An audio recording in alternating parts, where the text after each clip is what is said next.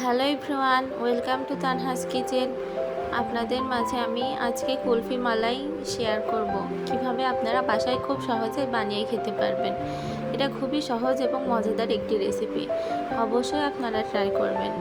প্রথমে চুলায় আমি প্যান বসিয়ে দিয়ে 1/3 কাপ পরিমাণ চিনি নিয়েছি, আর বাদাম নিয়েছি, কাঠবাদাম, পেস্তা বাদাম, চীনাবাদাম আর 3টা এলাচ। এরপর ব্লেন্ড করে নিয়েছি। আমি এবার চিনি গলিয়ে ক্যারামেল বানিয়ে নেব। এরপর আগে থেকে জাল করা আমি মেজারমেন্ট কাপে 4 কাপ পরিমাণ দুধ নিব।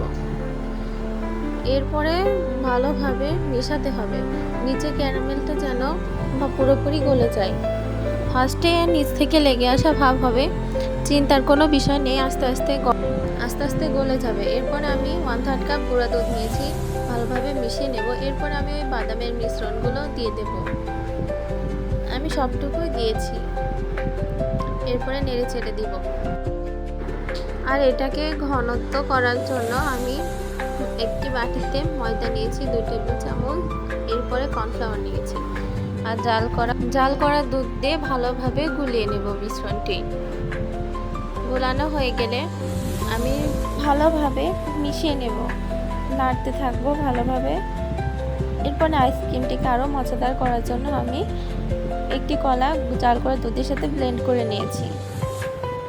ওইটা আমি আগে দিব না, কলা এরকম গরম দুধের মধ্যে দিলে কষ ছেড়ে দেয়। এরপর আমি নেড়ে সুন্দর একটা কালার নিয়ে আসবো। আপনারা ডিপ কালার করতে চাইলে চিনির পরিমাণটা বেশি নেই, ক্যারামেলটাও গাঢ় করবেন,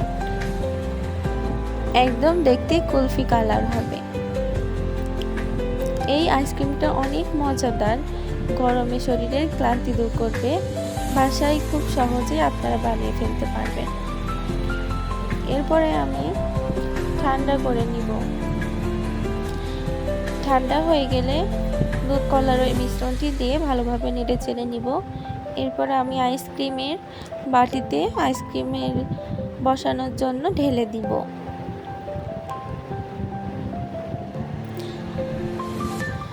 গরমে এই আইসক্রিমটা আপনাদের শরীরকে অনেকটা শীতল করবে, শরীর ও মনের ক্লান্তি দূর করবে। আপনারা চাইলে বানাতে পারবেন খুব সহজে। এরপরে সবকিছু সেট করা হয়ে গেলে আমি ফ্রিজে রেখে দিব। আমি এই আইসক্রিমটি রাতে বানিয়েছি, তাই আমি ডিপ ফ্রিজে সারা রাত রাখার পরে সকালে দেখেছি।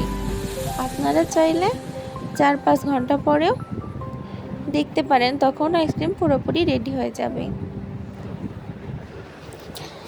এরপরে অবশেষে ফাইনাল লুক দেখুন, কতটা ইয়াম্মি সুন্দর হয়েছে খেতে, খুবই সফট এবং দেওয়ার সাথে মিলিয়ে যায় এবং খুবই মজাদার একটি রেসিপি।